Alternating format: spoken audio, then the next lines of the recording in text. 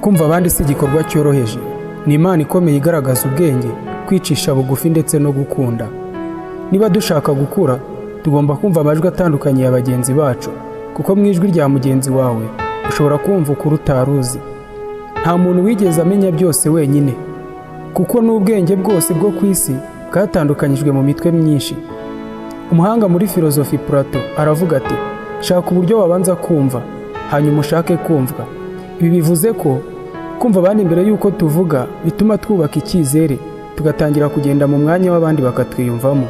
Hari umuntu ugusaba akanya cyangwa kumutega amatwi ukabyanga kuko wumva umurenze, utamushaka se, cyangwa kuko wumva nta nyungu biguha. Burya iyo twanze kumva abandi dufunga imiryango y'ubumenyi bushya, ariko iyo duteze amatwi dufungura imitima yacu ku bitekerezo bishobora guhindura ubuzima bwacu. Uyu munsi wa none bisa nk'aho abantu basimbuje abandi social medias, aho ugendana n'umuntu cyangwa mukamarana isaha mwicaranye, ariko ugasanga nta n'umwe wari wavugisha undi. Bamwe bibwira ko ziba zibaruhura, ariko bwahe bw'ukajya, ahubwo ko social media ziba zibananiza kandi zigenda zibaca intege buhoro buhoro mu buryo utazi. Umuntu abwira undi ko amukeneye, akamubwira ko nta mwanya, nyamara akaba yamara umunsi wose kuri chat, TikTok n'izindi mbuga nkoranyambaga.